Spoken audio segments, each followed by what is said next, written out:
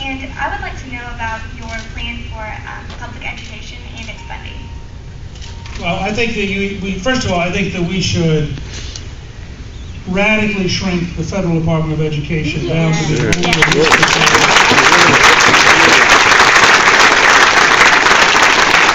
We should eliminate between 70 and 90% of federal regulations, which would then allow the state government to have fewer bureaucrats filling out forms, which would then allow the county school board to have fewer bureaucrats filling out forms, which would then allow the local school to have fewer people filling out forms.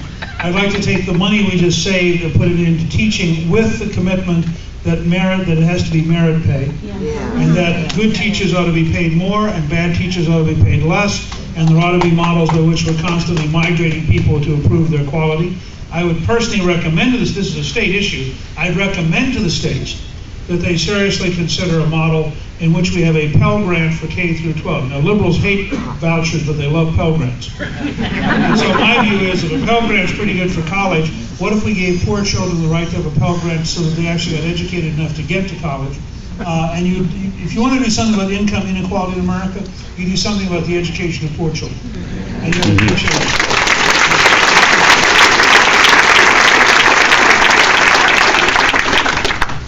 Hi, Mr. Speaker. Thank you for coming to Texas. And I'm really glad that you quoted the Declaration of Independence, because that's a key phrase. We are endowed by our Creator, capital C, with certain unalienable rights: life, liberty, and the pursuit of happiness. And notice that life obviously comes before liberty. Obviously, there's a certain pro-life question that's above the current president's pay grade, but would you sign an executive order protecting the life of the unborn via the 14th Equal Protection Clause of the Constitution? You can't technically do that. I was asked this by the other week by Robbie George of Princeton. You can recommend to Congress that they pass a law which would define life as beginning of conception. And I think you can make a pretty good case that the 14th Amendment, because it allows Congress to define personhood, actually makes that possible. And I would certainly recommend to Congress that they look at that and then look at the consequences of that, but it would have to be done by law. You couldn't do it by executive order. I could, by executive order, reinstate Ronald Reagan's Mexico City policy that no U.S. taxpayer money goes to pay for abortion overseas.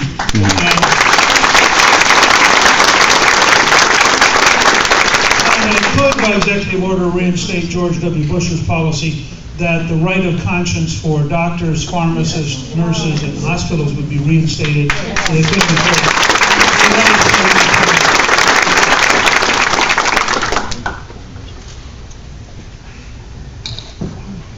Thank you, Mr. Speaker. My name is Wayne Anderson, member of the Carrollton Tea Party, and a retired Air Force Lieutenant Colonel. And I would also...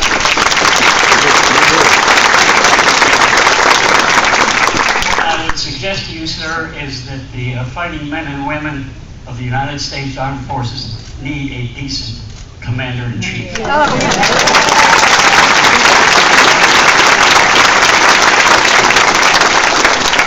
would also add something else, please. At the last debate, a gentleman asked a question regarding those Hispanics in the country who are here legally, and if we continue to denigrate that portion of the American public, we might possibly lose the state of Texas in the Electoral College. We can't afford to do that. Well, let me, these just went through two very different topics. But I'm going to partially reflect on this because I realized a while ago the natural bias is to look towards the question, and I don't want this third of the room to decide I dislike them. I need them in the elections. But plus, the teacher in me always worries about any part of the classroom you're not watching. So, anyway, let me start with the commander-in-chief point. My dad served 27 years in the infantry, actually retired as lieutenant colonel. So I grew up all around the world as an Army brat. And I do think it's important to remember that commander-in-chief is a term that the founding fathers wrote in a constitutional convention presided over by George Washington, who for 8 years was the commander-in-chief. I have a pin that was given to me by one of my dear friends from Mount Vernon, which is the commander-in-chief's flag. in the Revolutionary War, which is a blue flag with 13 stars. And Washington flew it in front of every command tent for 8 years. So we sometimes forget that folks who wrote the Constitution had an immense depth of experience about what makes nations survive and die. And Commander-in-Chief's a part of that. It's not it's not Advisor-in-Chief. It's not Whiner-in-Chief. It's not Consultant-in-Chief. And in fact, the president in that role acts as a general officer. So again, I never object to a president issuing direct orders because it's not that politicians are usurping the military. The president is the commander-in-chief, and it's a military assignment. Now, from my particular background, having grown up in the military, I am the longest-serving teacher in the senior military. I spent 23 years teaching 1- and 2-star generals and admirals on the art of war. I also have been advising the Defense Department since 1979. I also helped form the Military Reform Caucus in 1981 to take waste out of the system. I was the number 3 witness at the first hearings of the Goldwater-Nichols bill to reform the command system in the military. And I was on the Defense Policy Board during the Bush administration. So I think in terms of potentially understanding what we're doing, I have a reasonably good background of trying to understand this thing. In that sense, I think probably I'm the only candidate on our side who has that kind of in-depth background in national security matters. And I take it very, very seriously, as I think any of the last generation of senior officers will tell you, because I was there. I actually was in Bahrain and Kuwait and Saudi Arabia and Qatar reviewing the war plans before the 2003 campaign for General Frank. So I have very long and deep concern about this. And I'm currently talking with General Abizaid and others about rethinking strategically what we're doing. So I'm delighted that the American Enterprise Institute and Heritage have agreed to host a debate specifically on national security, which I think we need very badly. Welcome, Mr. Speaker. Del Robertson, I'm a retired naval officer as well.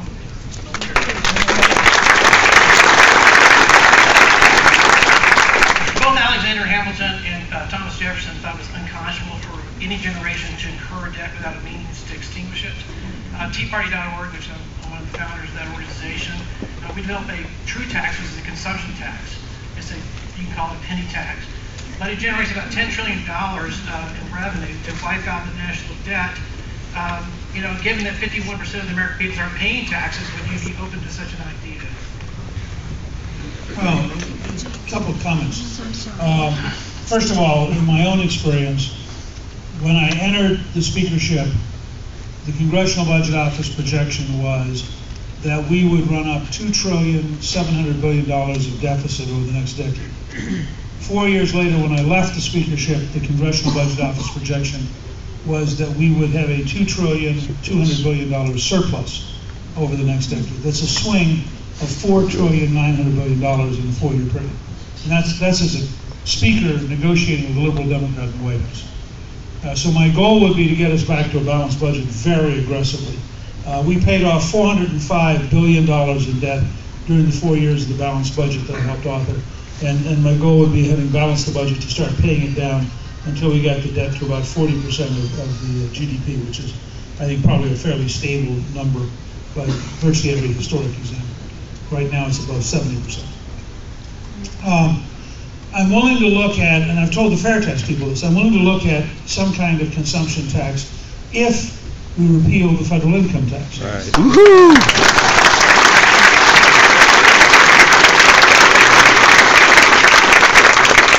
I am not willing to give the Congress an additional sales tax on top of the income tax, because they'll use both. The British had a model in the 19th century called a sinking fund. We had a dedicated tax whose only purpose was to pay off debt. And I certainly would be willing to look at something like that. But in the context of balancing the budget by controlling spending. We are not undertaxed in the United States, we are overspent.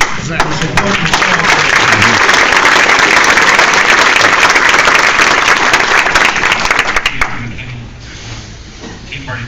Thank you for coming to Texas. We don't often get politicians that come here because we take it for granted, but anyway, thank you for coming. I really have two questions. The first question is, on the last debate, Bachmann said that we could modify the 14th Amendment without without an amendment change. How is that possible legislatively? She was asked the question again on Greta Van Susteren, and she dodged it. Is it possible? My second question is, why is nobody talking about China? What would you do about it? And obviously, that promoted Donald Trump into the lead when he did. A couple of those are both very interesting questions. First, on the 14th Amendment. The 14th Amendment is cited as the reason you have what are called anchor babies. Okay? That's in fact baloney. You go back and read the debate on the 14th Amendment. They were very clear that it only applied to people who were in the United States under the law. So if you're here in the United States and you're not under the law, you don't count. So somebody asked earlier about right to life. There's a clear provision in the 14th Amendment that the Congress will define personhood.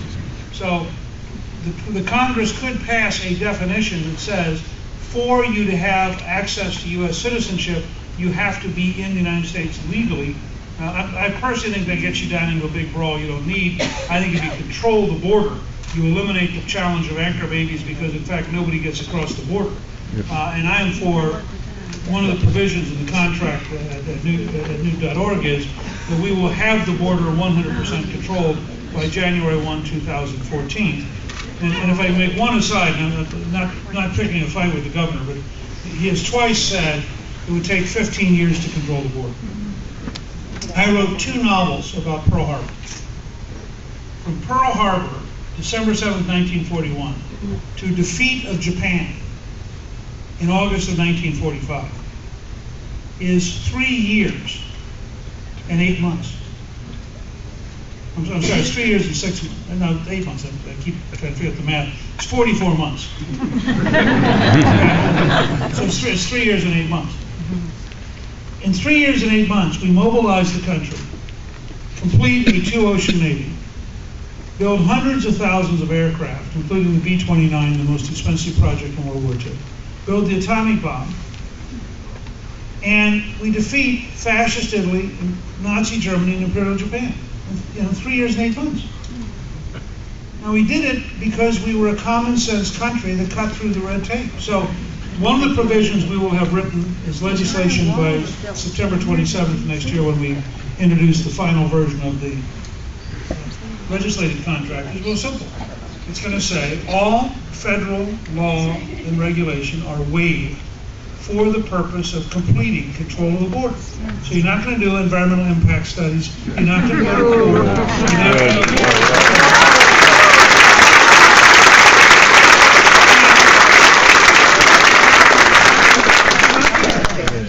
That means you're going to say yes. We're actually going to make sure we have control in the Big Bend National Park.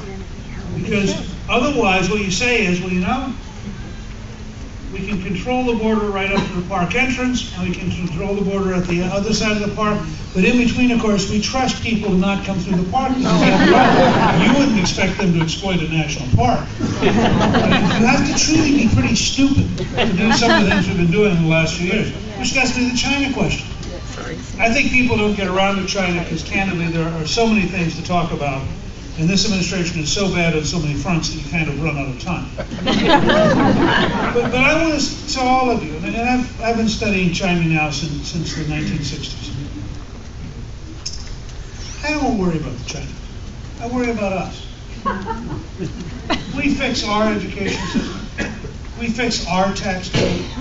If we decide to get back to the most aggressive, entrepreneurial, manufacturing country in the world, if we make the right investments in national security, they're not going to catch us in 100 years. But it's really a bit much to say to the Chinese, it is your duty to be somewhat stupider than the Americans. The fact is, we ought to have a U.S. trade representative who is the best trial lawyer in America. And their job should be to arrive in Beijing every Monday and make them miserable all week until they do what they want. You know, this idea that we have, if you're somebody's biggest customer, as a general rule, they're supposed to be nice to you. And then frankly, we need to get to a balanced budget, pay down the debt, buy back the bonds from the Chinese, and not worry about it. But I don't particularly worry about the Chinese. I worry about the decay of American systems, the decay of American culture, the decay of American entrepreneurship. That's an American problem to fix, and I want to fix it so we're clearly, decisively the leading country in the world, and then the Chinese will follow.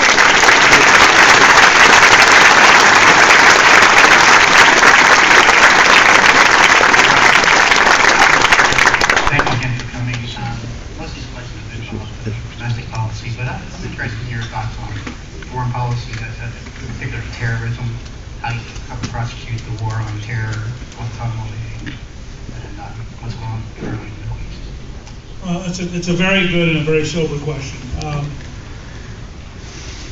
I first wrote extensively on terrorism in 1984 in a book called Window of Opportunity, in which I said that what you have to really worry about is terrorists who get weapons of mass destruction.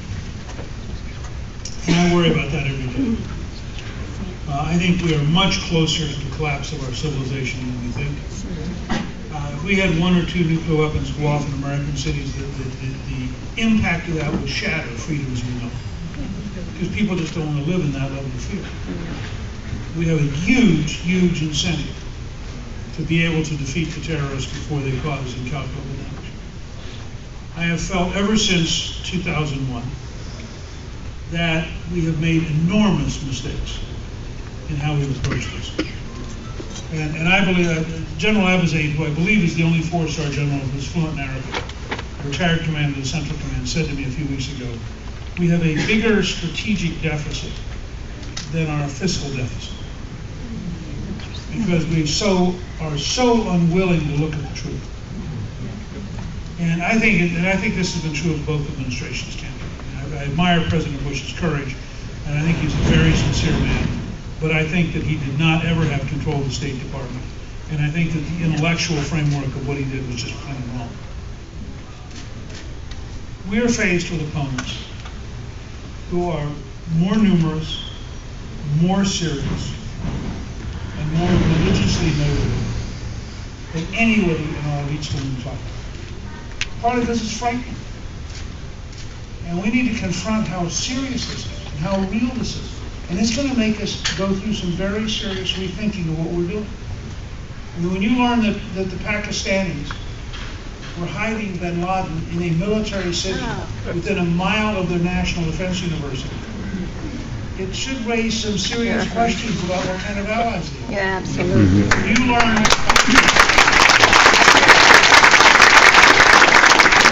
the Karzai of Afghanistan and Maliki of Iraq are both meeting in Tehran as part of a World Anti-Terrorism Conference called by the Iranians.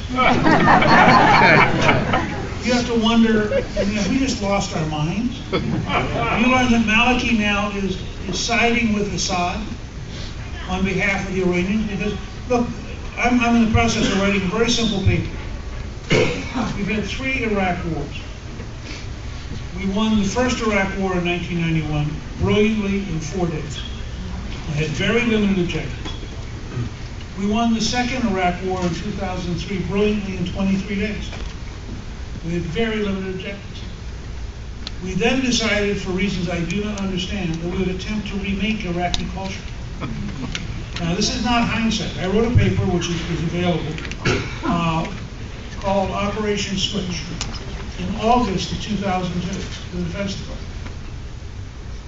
And I said it would take 21 days. I was off by 2 days. I said I had no doubt we could defeat Saddam. But we want to defeat Saddam structured to get out. And so what we actually want to do is switch the Iraqi regular army. And I outline in this paper, you offer $5 million for a battalion. And you say, if you'll bring your battalion and switch sides, here's the money. And you design a system to have people put special labels on their equipment and their vehicles so we don't bomb them. And you say, we want to act, in the first place, you would cause such huge distrust inside the Iraqi military that you just had chaos on your side. But second, and I distinguish the Revolutionary Guard, or the Republican Guard, from the regular army. And the point I made was, you don't want Americans to enforce, you want Americans to reinforce. Because we don't speak the language. We don't understand the neighborhoods. We don't know what the tribal relationships are. We don't know who the families and clans are. And for reasons that are absolutely beyond me, they decided to try to do something which we could only have done if we'd been enormously more ruthless. We weren't going to do that. We arrested 85,000 Germans the first year after we occupied Nazi Germany. We shot people summarily in squares. I mean, we fought a total war. But we weren't doing that in Iraq. We had the same problem in Afghanistan. We're not prepared to shatter Afghan society. And Afghan society is based on early medieval principles of total male domination. And we're just not confronting how hard this is going to be. We don't understand all the deals going on in Pakistan. Everybody says, boy, better worry about that Iranian nuclear weapon. There are over 100 nuclear weapons in Pakistan. I worry about the 100 weapons that already exist. I don't trust the Pakistani government. No. I have no idea whether or not one morning Al-Qaeda is going to get a Pakistani weapon. And by the way, it won't be called Al-Qaeda at that point. And we'll have 12 Harvard professors reassuring us in television that Al-Qaeda is really weak and helpless, but this new organization that they've never heard of. You know, this is really a terribly dangerous environment for us. And we're going to have a national debate about this. I believe we are today where we were about early 1947 in dealing with the Soviet Union. We don't have an intellectual structure for it. Back then, it took two big things. It took George Kennan writing a 10,000-word telegram from Moscow, which was published in Foreign Affairs called the X-Telegram, in which he said, he laid it out and he said, look, this is a state that seeks world domination. And it was shattering because everybody came out of World War II. They were our allies. We were going to find a way to get along together. And all of a sudden, here's a very senior Foreign Service guy saying, now you better understand, this is a real fight. And then it took Paul Nitze in 1950 writing NSC 68, the National Security Document, which is the strategy we followed essentially until 1991 when they disappeared. But that's where we're at. We're in the early stages of the conversation. I don't have good answers. You know, I was just asked to comment on Gaddafi having been killed, and my answer was, this is the end of phase one, and we have no idea today who's going to win phase two. I can't tell you whether you're going to have a pro-Western Libyan government or you're going to have an anti-Western Libyan government. I can't tell you in Egypt, where you now have Muslims killing Coptic Christians, whether post-Mubarak is better for Western values or worse for Western values. I can tell you, I believe we've lost the Iraq campaign. I think the Iraqis are going to end up siding with the Iranians against us. And I think that we're not prepared to do anything to change it. And it is a substantial defeat for the United States, which we ought to have the courage to admit as a defeat. I think Afghanistan is very fragile. And to the degree that Afghanistan requires us to rely on the Pakistanis, I think it's very dubious that this is a good idea. But I'm being really candid. With all the years I've spent studying this stuff, I don't have today the scale of strategic development we need, which I think is going to take several years, and it's going to start with an honest description. We're faced with a transnational enemy motivated by religion that is subsidized by the Saudis, that is dedicated to the destruction of the West, that believes what it is saying, and is not confused about its goals. That's right. And we had better be prepared as a country to talk through what does that require us to do. This doesn't mean that you're anti-Muslim. If you are, I was yesterday in Phoenix with a very courageous modern American Muslim who's a medical doctor, who's a lieutenant commander in the Navy, who is for a democratic, modernized, peaceful Islam. He also represents a very small minority. And I think we have to understand that. We have to say to people, don't discriminate, fine.